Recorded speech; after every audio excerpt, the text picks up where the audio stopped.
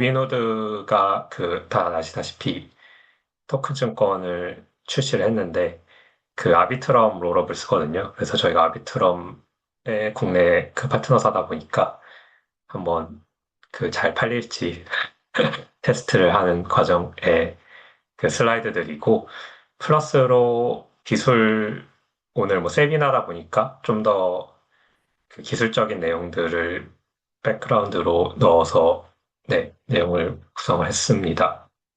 로빈후드 토큰 증권의 스택을 봤을 때 앱에서 로빈후드가 재밌는 게 기존의 새로운 앱을 만들거나 이러지 않고 그냥 유저 경험상으로는 되게 하나의 그냥 탭처럼 만들어 놨고요. 스톡 토큰스라고. 그 다음에 이따 보여드리겠지만 스마트 컨트랙트가 비즈니스 로직이 대부분 사실 오프체인인데 그 와중에 온체인으로 보이는 로직들이 스마트 컨트랙트로 되어 있고 내년 초에 로빈후드 체인을 출시하기로 결정이 된 상황입니다. 그리고 이건 아비트럼 롤업 기술을 써서 출시를 할 예정입니다. 지금 현재 거래 시스템은 상당히 오프체인이고요. 그래서 온체인으로 뭐 저희가 이제 제가 로빈후드 직원은 아니니까 그 안에 들어가서 뭐 어떻게 구성됐는지 모르겠으나 온체인으로 이제 저는 바깥에서 볼 수밖에 없는데 그때 봤을 때 좀 되게 EOA 그러니까 그냥 어떻게 보면은 뭐 컨트랙트도 아니고 그냥 일반 어드레스 3개 있고 그 다음에 주식들이 ERC26으로 덩그러니 놓여 있는 걸 볼 수 있고요. 트랜잭션들도 여기에서 안 나왔는데 이제 디플로이 하는 로빈후드 디플로이 하는 트랜잭션 있고 그 다음에 민트랑 번 하는 트랜잭션 그래서 3가지 트랜잭션만 딱 있고요. 네, 그렇게 구성이 되어 있고 아마도 뭐 이 백엔드는 이렇게 심플하게 표현을 했는데 엄청나게 복잡한 레거시 우리나라 증권사만큼 아니겠으나 규제나 이런 것 따른 상당한 레거시가 있을 거고 거기에서 이제 그 아마도 이 온체인에 연결되는 부분 내부적으로 뭐 프라이빗 키 같은 게 있겠죠. 그래서 그렇게 디플로이 하고 민트번 하는 식으로 현재 시스템이 좀 단순하게 구성되어 있습니다. 그래서 사실 뭐 저는 이제 개발자다 보니까 이걸 그냥 있는 그대로 보는 걸 좋아해서 혹시 지금 이 익스플로러도 보이시나요? 네. 네, 네, 잘 네. 보입니다. 네. 네, 네. 그래서 이게 로빈후드 디플로이어 EOA이고 그럼 여기서 모든 게 좀 시작이 되고요. 이것도 뭐 리버스 엔지니어링 같은 건데 뭐 이틀 전에 뭔가 디플로이를 왕창 했네요. 그래서 뭐지 하고 이걸 보면은 트랜잭션을 보면은 뭐 그리고 사실 이 디플로이어 보면은 이게 컨트랙트가 아닌 걸 알 수 있죠. 그냥 EOA입니다. 그냥 EOA이고 그래서 뭐 모르겠어요. 뭐 이게 파이어블록스에 있는 걸 수도 있고 어떤 커스터디나 이런 걸 썼을 수도 있는데 여튼 저튼 디플로이를 했는데 그럼 뭘 이제 크리에이티드가 됐죠. 이걸 눌러보면 네, 이런 식으로 이제 뭐 컨트랙트 디플로이 하는 부분도 있고요. 이제 도어대시 쪽 ERC20 요게 조금 뭐 아까 요거는 주식을 디플로이 한 건 아닌 것 같고 이 179일 전에 요 디플로이어가 이제 트랜잭션을 보냈을 때 도어대시라는 어떻게 보면은 이 토큰이 생성된 걸 알 수 있습니다. 그러면 이제 여기서 보면은 뭐 번하고 민트하고 번하고 민트하고 이런 식으로 뭐 하루나 이틀에 한 번씩 되는 걸 보실 수 있고요. 그러면 이제 번이랑 민트하는 주소들을 보면은 이 라사 C7 요게 있고 그 다음에 2066 요게 있잖아요. 그러면 44CC가 보면은 되면 되게 번만 하는 컨트랙트인 걸 알 수 있고 지금 이 모든 로빈후드 이게 실제 프로덕션에서 돌고 있고요. 유럽에서 서비스 하고 있는 프로덕션 내용이고 패턴을 봤을 때, 아, 일단 누군가 가스피를 넣어주고 있고요. 아비트럼 가스피를 가 필요하니까 이 번을 하려면 가스피를 넣어주고 있고, 그 다음에 계속 번만 하고 있습니다. 그리고 또 특징이 보시면은 JP 모건 체이스도 있고, 아메리칸 에어라인스도 있고, 듀오링고도 있고, 뭐 비욘드 마켓도 있고, 어드바이저 쉐어도 있고. 그러니까 이 하나의 주소가, 그러니까 온체인상으로 하나의 주소가 로빈후드 이후의 모든 고객들의 대신해서 던을 하고 있다는 거죠. 어, 이게 뭔, 마찬가지로 민트도 비슷하게 되어 있습니다. 민트도 보시면 뭐 from이 0x266이고 토큰 트랜스퍼 예. 요거는 이제 저렇게 보이진 않는데 여튼 민트도 이제 하나에서 다 하고 있죠. 그래서 이걸 어떻게 이해를 해야 되냐면 다시 돌아가서 이 ERC20들은 그냥 덩그라니 있고 이 로빈후드의 시스템 EOA들만 건들 수 있고 이게 갑자기 막 뭐 레이어 제로로 뭐 딴 데를 가든지 유니스왑에 들어가든지 이런 거는 전혀 불가능하게 설계가 되어 있습니다. 그래서 이 온체인 이 토큰들의 가치나 이런 부분들은 이 로빈후드 레거시에서만 어떻게 보면 컨트롤하고 보장이 되어 있는 형태로 되어 있습니다. 그래서 바깥에서는 그러니까 온체인이긴 한데 사실상 프라이빗 블록체인처럼 그것도 더 극심한 프라이빗 블록체인보다 더 극심하게 그 관리가 되어 있다고 보시면 될 것 같습니다. 그 질문 좀 해도 되나요? 네.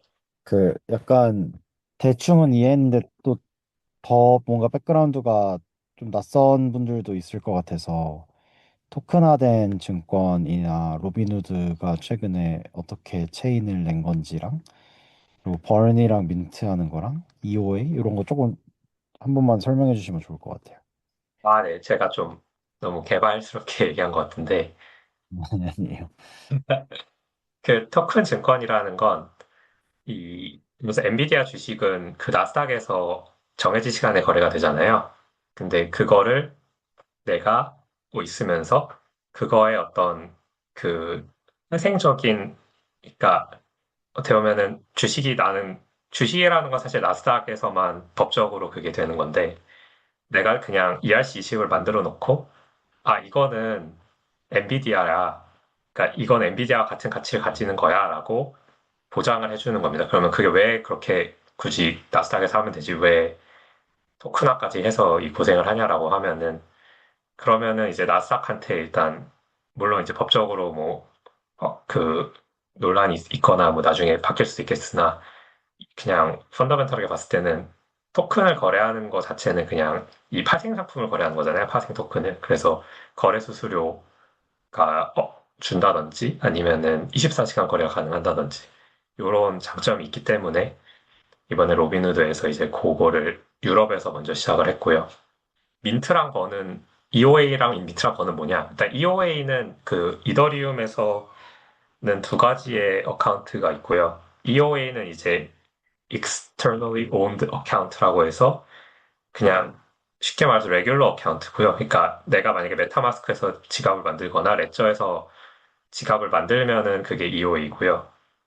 그 다음에 스마트 컨트랙트는 이제 스마트 컨트랙트 그냥 개발을 한 그러니까 코드가 지배하는 어카운트랑 그 다음에 EOA는 그냥 일반 유저가 지배하는 어카운트. 그래서 그 이더리움 개발상으로 봤을 때는 딱 두 개만 존재를 합니다. 그래서 그 여기서 EOA를 왜 얘기하냐면은 스마트 컨트랙트도 아니다 심지어 그러니까 로빈후드 현재 시스템 스마트 컨트랙트도 없다.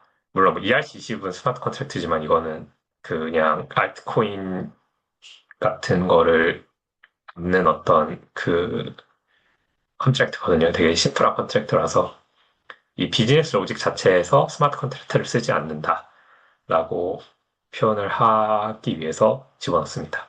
그래서 민트랑 버는 이 유저들이 그 로빈후드 앱에서 토큰을 실제로 살 때, 그리고 토큰 증권을 팔 때 이제 민트 번이 발생을 하기 때문에 그 부분에 대해서 저희가 설명을 드렸습니다. 그러니까 이게 실제로 주식을, 저기 지금 찾아보고 있는데요. 그러니까 실제로 주식을 갖고 있는 게, 현물을 가지고 있는 게 아니고, 파생 상품인 거죠. 그러니까 주식 가격을 따라가는, 그러니까 그, 실제로 주식의 오너십이 왔다 갔다 하는 게 아니고요. 정확하고요. 네, 왜 로빈후드가 이게 특이하냐면 지금 라이터나 하이퍼리퀴드 들어가시면 이미 네, 엔비디아 100배, 뭐 25배로 숏치거나 롱칠 수 있거든요. 24시간. 음, 그러니까 이미 가능한데 거기는 이제 완전 덱스잖아요. 완전 덱스고 오르클 기반으로 되는 진짜 파생이고요. 그러니까 그러니까 뭐라고 해야 되지? 펄프 덱스고 진짜 파생이죠. 네, 그러니까 오라클 기반으로 움직이는 펄프고 이제 로빈후드가 좀 특이한 건 이게 어쨌든 간에 주식을 갖고 있는 상태에서 이 규제권 내에서 이걸 시도했다는 게 좀 특이한 부분입니다. 그러니까 규제권 밖에서는 음, 사실 예전부터 최근에 엑스톡도 있었고, 뭐든지 뭐 다 할 수 있죠. 오라클만 있으면은 다 할 수 있으니까. 근데 이제 이게 규제권 내에서 뭔가 규제랑 맞닿으면서 이렇게 만들었다라는 게 좀 특이점이라고 보시면 될 것 같습니다. 네, 알겠습니다. 그래서 더 머리 아픈 얘기가 여기 있는데 그냥 재미로 들어주시고요. 그래서 일단 그 전 얘기는 조금 현재 이제 구성이 된 상황이고, 아직은 출시를 안 했지만 L2를 하려 하고 있거든요. 그래서 이게 되면 전 발표랑도 관련이 있는 게, 지금은 이제 규제 때문에 요 앱 레이어에서 되게 컨트롤을 많이 가져가는 상황인데, 나중에는 결국엔 이걸 디파이적으로 풀고 싶을 거예요. 로빈후드도. 뭐 제가 로빈후드의 그 컨펌을 받은 건 아니지만. 그러면은 거기에 따라서 MEV 어택이나 이런 마치 우리 나스닥에서 MEV 어택이 가능하면 되게 안 좋잖아요. 그런 것처럼 유니스왑 케이스인 것처럼 그거를 뭐 앱 단에서 컨트롤하는 것도 있을 거고 아니면은 유니체인처럼 이제 시퀀서 레벨에서 그러니까 이 트랜잭션 오더링하는 그 주체가 있거든요. L2 같은 경우 그게 시퀀서고 그래서 거기서 좀 컨트롤을 하기가 용이합니다. 그래서 그걸 일단 기술적인 내용을 그냥 편하게 들으시면은 L1은 이제 이더리움이잖아요. L1 이더리움이고, L2 롤업에서 이제 유저가 트랜잭션을 똑같이 보내고요. 그럼 뭐 이 트랜잭션들이 만약에 이제 거래 트랜잭션, 뭐 엔비디아 산다, 판다, 산다, 판다, 뭐 이런 식으로 트랜잭션 쫙 오면은, 그걸 이제 애그리게이터가 배치로 모아주고요. 그럼 여기서 데이터 어베일러빌리티라는 그 스토리지가 이것도 어떻게 보면 좀 탈중앙을 위해서 여러 스토리지들이 있고, 이 스토리지들이 요 애그리게이터의 트랜잭션 내용들을 이제 받고 그러니까 하나로 모아서 트랜잭션들을 모아서 한 번씩 쓰게 됩니다. L1에. 그래서 이 모아진 트랜잭션들은 L1의 보안성을 가져가죠. 왜냐면은 이 L1의 이 스테이트를 바꾸려면은 이더리움의 몇십 조, 몇백 조가 되는 시큐리티를 넘어서야 되기 때문에 그래서 이제 스테이트 트랜지션이 됐다는 거는 파이널라이즈가 됐다라는 거고요. L2에서 이제 옵티미즘이랑 뭐 GK가 있는데 이제 옵티미즘이기 때문에 일단은 그러니까 지금 현재 아비트럼이나 뭐 옵티미즘 두 개 L2가 있는데 둘 다 시퀀스랑 애그리게이터가 재단에서 그냥 운영을 합니다. 그러면은 여기서 이제 가장 내가 염려가 되는 게 예를 들어서 내가 아비트럼을 믿고 아비트럼에 100억을 내가 브릿지를 해놨어요. 근데 아비트럼의 애그리게이터가 갑자기 사기를 쳐서 내가 100억을 먹겠다. 이렇게 가져가면은 이제 문제가 되잖아요. 근데 그거를 이 아비트럼 코드상으로 그거를 이제 방지하게 하는 기술이 있고, 그래서 만약에 어그리게이터 거짓말을 했을 때 내가 프로드 프루프를 해서 내 돈을 이제 가져올 수 있는 뭐 그런 식으로, 그러니까 아비트럼을 믿지만 100% 코드상으로 봤을 때 아비트럼이 나쁜 짓을 해도 괜찮게 만들어 놓은 기술이고요. 그래서 이렇게 왜 이렇게 복잡하겠냐라고 했을 때 일단 이더리움의 가스피가 비싸고 그 다음에 이더리움으로 가면 이제 아까 말한 뭐 플래시봇이라든지 뭐 MEV라든지 그런 게 너무 탈중앙돼 있어서 컨트롤이 좀 어려운 부분이 있거든요. 그래서 그런 것들을 이제 요 프라이빗 시퀀서를 통해서 제공을 하게 됩니다. 그러면 이제 요거는 어떻게 보면 하나 아비트럼의 내용이었고 이제 이 똑같은 시스템을 로빈후드가 자체적으로 구현을 하기 위해서 이제 그 제공하는 서비스가 이제 저희가 제공하는 서비스라고 보시면 될 것 같습니다. 네, 이게 좀 머리 아픈 내용인데 기술적인 내용도 좀 추가를 하면 좋을 것 같아서 넣습니다. 그래서 뭐 결론적으로는 빠르고 안전하다라고 빠르고 좀 내가 컨트롤할 수 있다 이런 MEB나 이런 어택을 라고 생각을 하면 될 것 같고요. 그래서 뭐 옵티미스틱 롤업, TK 롤업이 있는데 이제 옵티미스틱 롤업은 뭐 아비트럼 옵티미즘이 있는데 뭐이 뭐 베이스 어떻게 보면 이게 좀 재밌는 게 거래소가 코인베이스가 이제 그 OP를 썼고요. 옵티미즘을 그 다음에 이번에 로빈후드, 그러니까 좀 더 디파이, 좀 더 시파이, 네, 좀 더 시파이스러운 로빈후드가 아비트럼을 써서 롤업을 만들었고 거기 이어서 국내에서도 지금 기와 체인이 옵티미즘 기반으로 되어 있죠. 왜냐하면 코인베이스와 동일하게. 그 다음에 이제 뭐 저희의 희망사항은 뭐 증권사는 이제 아비트럼 쓰지 않을까 하는데 이제 그것도 규제 때문에 지금은 녹록치 않지만 여튼 그런 식으로 조금 그 어떤 이 L2를 만드는 회사의 특성에 따라서 스택을 결정하는 경우들도 있는 것 같습니다. 이 슬라이드는 이제 그냥 뭐 단순 그냥 그 이코노믹 액티비티로 봤을 때 아비트럼이 좀 더 많이 어 이루어지고 있다. 물론 여기서 뭐 베이스나 이런 것까지 넣으면은 OP가 더 커질 수도 있는데 여튼 이 두 개 체인, 메인 체인만 봤을 때는 이렇게 지금 구성이 되어 있습니다.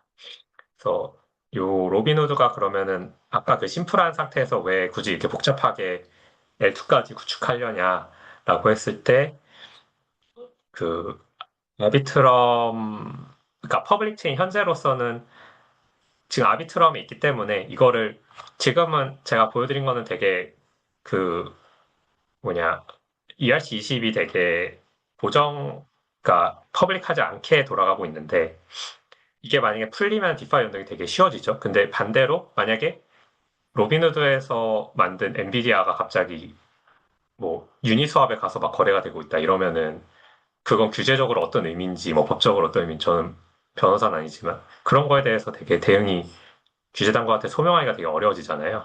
그리고 뭐 MEV 어택도 있을 거고 가스비 비용도 많고 뭐 그런 퍼블릭 체인의 문제가 있는데 이제 자체 L2, 그러니까 로빈후드 체인 L2를 구성을 하면은 이제 시퀀서 레벨에서 내가 컨트롤할 수 있는 게 많기 때문에 예를 들어서 특정 어드레스만 트랜잭션을 내가 허용하겠어라고 화이트 리스팅을 할 수도 있고요. 아니면 KYC를 되게 빡세게 시퀀서 레벨에서 할 수 있고요. 또는 뭐 가스 토큰을 ETH가 아니라 USDT로 할 수도 있는 거고, 뭐 우리나라 지금 KRW 스테이블 코인이 나오면 KRW로 할 수도 있는 거고, 이런 식으로 그 위에 애플리케이션 레이어의 규제를, 그러니까 좀 더 그걸 유연하고 디파이스럽게 만들면서 요 시퀀서 레벨에서, 그러니까 이 중간에서 잡아주는 규제적으로 대응이 용이한 부분이 있다라고 생각을 해서 아마 아비트럼에서 요거를 지금 개발하는 걸로 저희도 추측을 하고 있습니다. 그러니까 좀 더 어떻게 보면은 야망이 있는 거죠. 왜냐면 지금 구조대로 그냥 10년, 20년 계속 할 수는 있는데 그럼 너무 재미가 없잖아요. 그래서 더 재밌게 하고 싶어서 대신 너무 재밌으면 또 혼나니까 규제 당국한테. 그러니까 중간에 이 재밌게 하면서 약간 규제도 좀 만족시키는 걸 하려는 걸로 이해했습니다. 네, AJ 대표님. 네. 여기 아비트럼 L2는 프라이빗 블록체인이라고 되어 있는데, 더 많은 로빈후드 L2에 대한 정보는 외부에서 보지 못한다는 얘기인가요? 요거는 이제 이해가 쉽기 위해서 프라이빗 블록체인이라고 했는데 여기서 프라이빗의 단어가 되게 예민한데 상대적 프라이빗이고요. 이게 막 진짜 무슨 지캐시나 모네로처럼 프라이빗시를 프리저빙 하는 건 아니고 프라이빗이라는 여기서 단어는 시퀀서에서 내가 규제의 요소, 컴플라이언스 요소를 넣을 수 있기 때문에 이 이더리움의 어떤 철학처럼 모든 이더리움 막 밸리데이터 막 수천 개, 수만 개 있고 막 그렇게 하는 게 아니라 좀 더 그러니까 프라이빗이라는 단어보다 좀 규제에 친화적 블록체인이라고 보는 게 좀 더 타당할 것 같습니다. 네. 그러면 첫 세션 다현님 발표에서도 나왔었는데 데이터의 트랜스퍼런시 관련된 내용이랑 좀 유사할 것 같은데 최근 기관들이 사실은 프라이버시 되게 중요하게 생각해서 자체 체인을 구축하면서도 내부에서 어떤 일이 일어나는지 외부에 공유하고 싶지는 않은데 블록체인을 활용하고 그런 니즈가 많이 있더라고요. 그래서 최근에는 사실 뭐 아비트럼도 언급이 많이 되지만 오히려 팬텀 네트워크나 GK 싱크 같은 약간 프라이버시 프리저빙 할 수 있는 별도 스택들이 많이 채택이 되더라고요. 그런 관점에서 혹시 아비트럼도 이런 트랜스퍼런시라든지 그런 프라이버시 뭐 이런 관점에서 추가적인 기능을 구축하고 있는 건지 아니면 로빈후드 같은 케이스는 그런 거에 대해서는 사실 관심이 없는 건지가 궁금합니다. 어, 그 채택된 데는 기관들인가요? 기관들이 뭐 GK 싱크 아니면 캔청 같은 롤업 스택, 롤업 뭐 아니면 블록체인 스택을 사용하겠다라고 하고 있죠. 예를 들어서 JP 모건 같은 경우는 이미 캔턴이랑 같이 하고 있는 케이스가 있고 여러 은행권들도 GK 싱크의 프리미엄 이용하려고 하고 있고 로빈후드는 약간 좀 이런 그 프라이버시 프리저빙 되는 스택이 나오기 전에 이미 선언을 해서 사실 좀 아비트럼을 계속 밀고 있는 건지 아니면 아비트럼도 그런 프라이버시 프리저빙 관련된 기능을 추가할 예정인지 우리 좀 궁금합니다. C 쪽은 제가 얘기는 못 들어본 것 같은데, 일단은 그쪽으로는 사실은 얘기 못 들어봤는데 좀 공부해 봐야 될 부분 같고요. K싱크는 좀 되게 놀랍네요. 뭔가, 폰토는 저도 많이 하는 걸로 알고 있고, 네. 그래서 그쪽으로는 뭔가 그런 많은 얘기는 없었던 것 같습니다. 근데 만약에 그, 로, 근데 어떻게 보면은 이- 지금 현재 상태가 되게 프라이빗한 트랜잭션은 맞거든요. 왜냐면은 내가 그 거래소에서 거래하는 내용이 오프체인이다 보니까, 물론 그게 뭐 탈중앙이나 이런 건 아니지만, 그래서 여기서 다음 무브가 뭔지는 저희도, 그냥 추측만 하고 있는데, 좀 더 디파이로 가지 않을까? 근데 거기서 프라이버시가 어떻게 될까까지는 저도 생각을 못 했는데, 그것도 한번 그 논의해서 또 업데이트 드리겠습니다. 근데 이 시퀀서 레벨에서 뭔가 처리를 또 해줘야 될 것 같다는 생각도 듭니다. 네. 그래서 뭐 저희가 그 얘기하고 다니는 거는 똑같이 해라. 이 증권사가 우리나라에 한 50개가 있더라고요. 그래서 만나면서 이제 얘기를 해봤고, 저희 회사는 이제 국내에서 는 유일하게 롤업에서 서비스를 제공을 하고 있는데, 실리콘이라는 그 코비 체인을 사실, 물론 뭐 넥슨이나 뭐 SK 이런 아발란체 체인들도 있긴 한데, L2만 봤을 때는 코빗이 유일하게 운영이 되고 있고, 은하무는 자체 운영을 옵티미즘으로 만들었고요. 그다음에 이제 뭐 증권사가 하면 좋겠다라는 뭐 저희의 바람이 있고요. 뭐 POC 관련된 거고, 네, 뭐 비용이야 뭐 있는데 여기서 저희가 이제 해주는 거는 뭐 시퀀서 운영, RPC 운영, 뭐 블록 탐색 기미 브릿지 운영, 뭐 이런 느낌이라고 보시면 될 것 같습니다. 뭐 세미나다 보니까 좀 더 머리 아픈 기술 내용을 얘기하자면 그 시퀀서라는 게 결국에는 밸리데이터거든요. 그러니까 L2에서 밸리데이터고 아까 얘기했던 게 뭐 펌다펀에서 그 밸리데이터와 뭐 이렇게 콜루전하고 막 이런 것도 있었고 그 다음에 블록을 생성할 수 있는 어떻게 보면 주체다 보니까 이 시퀀서가 다운되면은 아비트럼에서 근데 그래서 로빈후드 치는 시퀀서가 있는데 그게 다운되면은 좀 거래가 안 되거든요. 거래가 안 되는 장애가 발생을 하기 때문에 이 시퀀서가 다운이 안 되는 게 중요합니다. 그래서 그, 뭐, 레디우스 같은 어떤 디센트럴라이즈 시퀀서도 있고 그런 식으로 좀 핵심은 이제 시퀀서의 개체를 여러 개를 같이 돌리는 걸로 해서 이제 highly available 하다. 그러면 이제 하나가 죽더라도 모종의 이유로 다른 것들이 같이 돌기 때문에 이 블록체인은 계속 유지가 된다라는 거고요. 뭐 밸리데이터 숫자가 많은 거랑 같은 얘기입니다. 그래서 뭐 여기서 보시면은 시퀀서가 여기 두 개 있는 거를 가정을 했고 뭐 이 시퀀서들끼리 이제 통신을 하게 되면 뭐 레디스도 있고, 그 다음에 나이트로 노드는 그냥 풀노드라고 보시면 될 것 같고요. 그러니까 이더리움 트랜잭션을 보내고 내가 블록체인에서 그 읽고 쓰고 하는 그런 노드라고 보시면 될 것 같고, 이거는 이제 로빈후드 체인이라고 하면 로빈후드 체인에 있는 정보를 읽고 쓰는 게 될 거고요. 그러면 이제 내가 트랜잭션을 넣으면은 이 트랜잭션들이 시퀀서 둘 중 하나가 픽업을 해서 릴레이를 통해서 이제 그 시퀀서가 쓰이는, 그러니까 결론적으로 L1에 쓰이는 데까지 가는 뭐 그런 이제 플로우가 되어 있습니다. 그래서 저희가 해드리는 거는 요 HA 시퀀서를 셋업을 해드리고, 뭐 예를 들자면은 고객사랑 저희랑 같이 시퀀서를 돌린다든지, 저희 원래 밸리데이터 회사니까 그렇게 해서 기술 지원을 해주는 쪽으로 이렇게 서비스 제공을 하고 있습니다.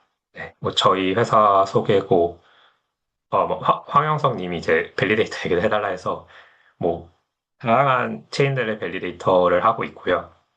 커스터디 거래소의 밸리데이터도 하고 있고, 그래서 최근 밸리데이터 상황은 되게 일단 어렵고요. 알트코인들이 떨어져서 어렵고, 그리고 트렌드는 밸리데이터들이 조금 어렵다는 게 이제 좀 작은 회사처럼 저희 같은 회사가 어렵고요. 큰 회사는 더 잘 됩니다. 큰 회사는 더 잘 되고, 현재 밸리데이터 추세는 약간 그 병합되는 추세? 그러니까 예를 들자면은 제가 그 솔라나 행사에 지지난주에 갔는데 그게 아부다비 파이낸셜 위크였고 거기서 그 ADFW의 스폰서 중 하나가 일단 메인 스폰서가 한화증권이었고요. 그래서 요 토크랑도 좀 관련돼요. 그 중에 그리고 또 어떤 세션의 스폰서가 솔메이트라는 나스닥 상장사 DAT거든요, 솔라나. 근데 그 상장사가 솔라나 밸리데이터 및 초기 솔라나 VC인 Rockaway X라는 그 밸리데이터가 그러면 이번에 뭐그 수정 같은 걸 해서 했고요. 그래서 DAT를 만드는 밸리데이터도 있고요. 아니면 커스터디에 뭐 인수되거나 뭐 큰 VC 인수되는 데도 있고, 어, 아니면 뭐 인스티튜션들을 이랑 뭐 어떤 지분 관계가 있어서 거기서 뭔가 또 계속 그 유지하는 관계도 있고, 그러니까 이게 코인들이 점점 시간이 갈수록 이런 커스터디로 흘러가고 있거든요. 그래서 커스터디와 그 다음에 DAT, ETF 이쪽으로 시간이 가면서 흘러가고 있고, 그쪽에 이제 액세스가 있는 밸리데이터, 그게 외부 밸리데이터 지분을 엮인 게 됐던 아니면은 그냥 그 커스터디나 그런 회사가 운영하는 밸리데이터가 됐던 아무튼 그쪽으로 좀 이동을 하는 과정이고요. 그거에 맞춰서 지금 LSP나 이런 라이도 같은 데에서도 제품들 내놓고 있고, 그래서 그게 ST 볼트라는 게 이제 아마 한 몇 주 후에 출시될 텐데, 그 중에 저희도 오퍼레이터 중 하나인데, 아마도. 그래서 그거 내용, 이제 스테이킹 내용인데, 네. 그래서 그냥 잠깐이라도 언급을 드리기 위해서 그렇게 마치도록 하겠습니다. 감사합니다.